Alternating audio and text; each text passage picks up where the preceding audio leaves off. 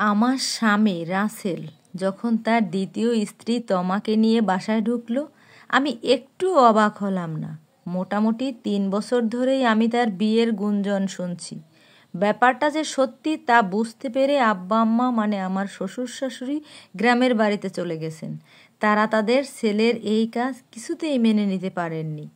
আমি যদি তাদের সাথে যেতে পারতাম, কিন্তু আফসোস তাদের নিজেদেরই এখন দিন চলে না, তার মধ্যে আমি আবার বোঝা হয়ে যাব। তাই সিদ্ধান্ত নিলাম একমাত্র মেয়ে রিনিকে নিয়ে যত কষ্টই হোক না কেন এখানেই থাকব। রাসেলের মুখ দেখলাম হাসি হাসি, তোমার সন্তান সম্ভবা। বিয়েটা যে গুঞ্জন ছিল না এটা পরিষ্কার। আমি কিছুটা পাথরের মতো দাঁড়িয়ে থাকলাম। রিনি বারবার প্রশ্ন করতে থাকলো, ওই আন্টিটা কে? রাসেলের এরকম হাসি হাসি চেহারা আরও একবার আমি দেখেছিলাম যখন রিনি ছিল আমার পেটে। আদরের কমতি ছিল না, সব আদর উড়ে গেল যখন মাত্র 7.5 মাসে আমার প্রসব বেদনা উঠল। আমার যখন জীবন মরণ দশা, শিক্ষিত ছেলে হয়েও রাসেল একটাই প্রশ্ন করেছিল, বিয়ের 7.5 মাসে বাচ্চা হয় কি করে? এই বাচ্চা নিশ্চয়ই আমার না। ডাক্তার ম্যাম ধমক দিয়ে তাকে বের করে দিয়েছিলেন। তিনি আমাকে বাঁচাতেই তখন ব্যস্ত। রাসেলের মতো শিক্ষিত গাধাকে কাউন্সেলিং করা তখন তার পক্ষে সম্ভব ছিল না। আর এই যুগের একটা ছেলে এই ধরনের অবান্তর কথা বললে যে কারো রেগে যাওয়া স্বাভাবিক। তারপরেও রিনির জন্মের পর ডাক্তার তাকে বুঝিয়ে বলেছিলেন যে রিনি প্রিমেচিউর বেবি। কিন্তু কে কার কথা শুনে? রাসেলের মাথায় কি ঢুকেছিল কে জানে। সে এক নাগারে বলে চলছিল, এই সন্তান আমার না। নিষ্প্রাণ চোখে চেয়ে দেখেছিলাম শ্বশুর আব্বা তাকে একটা থাপ্পড় মেরেছিলেন। পুরনো যুগের মানুষ হয়ে তাদের অন্তরটা ছিল আধুনিক। আচ্ছা, রাসেল কি সত্যি সত্যি বোঝেনি নাকি ইচ্ছে করে এমনটা করছে? কারণ আমাদের বিয়েটা পারিবারিকভাবেই হয়েছে। বিয়েতে নাকি ওর মত ছিল না, পরে শুনেছিলাম আমি। কিন্তু ভয়ঙ্কর শকড হলাম যখন রিনিকে একবার কোলে পর্যন্ত নিল না ও। আমি একদিন না পেরে ডিএনএ টেস্টের কথা তুলেছিলাম। বিনিময়ে ঠাস করে একটা থাপ্পড় ছাড়া কিছুই জোটেনি। এরপর কেটে গেছে প্রায় 3.5 বছর। আমরা একই বাড়িতে থাকি, কিন্তু আলাদা রুমে। আমি আমার মেয়েকে নিয়ে থাকি। রাসেল রাতভর কারো সাথে গল্প করে, ফোনে চ্যাটিং করে, হাসাহাসি করে। আমি শুনেও না শোনার ভান করি, রোবটের মতো। কোনো উপায় নেই, যাওয়ার কোনো জায়গা নেই। বাবা মা নিজেই তো ভাইয়ের সংসারে বোঝা। চাকরির বয়সসীমাও শেষ হয়ে গেছে। কোনো মূলধন নেই যে নিজে ব্যবসা শুরু করব। আসলে কিছুই নেই আমার একমাত্র মেয়ে ছাড়া। আমার পুতুলটার কাজল কালো চোখের দিকে তাকালে ভয়ঙ্কর মায়ায় আমি ডুবে যাই। এই চোখ দেখেও রাসেল কি করে অন্যদিকে চোখ ফিরিয়ে নেয় আমি বুঝতে পারি না। রিনির মনে এখন হাজার প্রশ্ন উদয় হয়।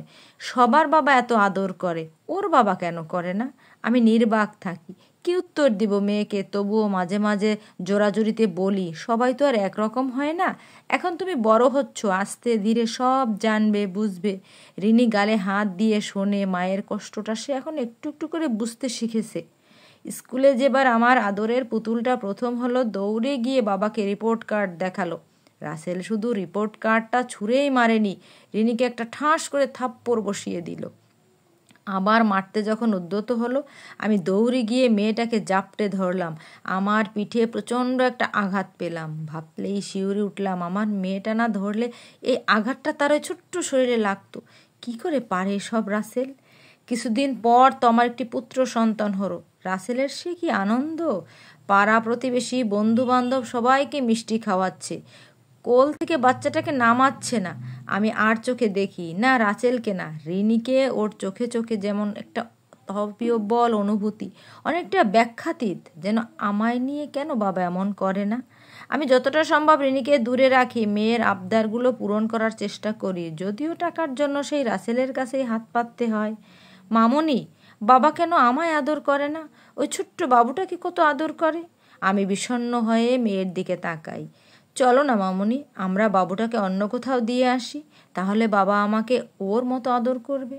আমার বুক ফেটে যায়, চোখে কোনো বাধা মানে না, অঝরে পানি ঝরে।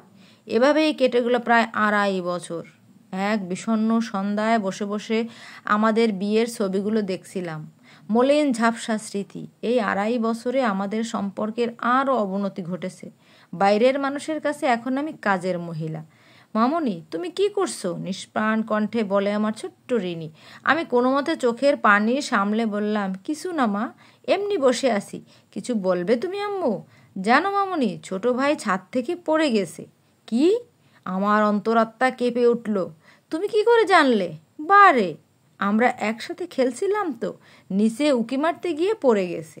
আমি অপলক দৃষ্টিতে আমার শিশুকন্যার দিকে তাকিয়ে থাকলাম। কি নির্ভীকভাবে এত কঠিন একটা কথা বলছে! ও কি জানে না এর ফল কি হবে? সত্যি করে বলো তো মা, তুমি কি ওকে ধাক্কা দিয়েছো? আমি কাঁপা কাঁপা কণ্ঠে জিজ্ঞেস করলাম। না মামনি, ও নিজেই পড়ে গিয়েছে। বাবা এখন আমাকে ভাইয়ের মতো আদর করবে, কোলে নিয়ে স্কুলে যাবে, দোকানে গিয়ে চকলেট কিনে দেবে, তাই না মামনি? দিনে দিনে ওর প্রতি রাসেলের অবহেলা থেকে ছোট্ট মন অবচেতনভাবে এটাই কল্পনা করে নিয়েছে যে ভাই না থাকলে বাবা হয়তো তাকে ভালোবাসবে আর মমতায় জড়িয়ে রাখবে। কিন্তু সত্যিটা যে তা না, তা এ শিশুমন কিভাবে বুঝবে? তার ঠিক 5 মিনিটের মধ্যে রাসেলের হিংস্র কণ্ঠ ভেসে আসলো, দরজা খোল, তোর ওই জারজ সন্তানকে আজকে আমি টুকরো টুকরো করে কুত্তা দিয়ে খাওয়াবো। তোমার আর্তনাদ আর রাসেলের চিৎকারে আমার দম বন্ধ হয়ে যেতে লাগলো। আমি জাপটে ধরে বসে থাকলাম আমার রিনিকে, আমার আদরের পুতুলকে।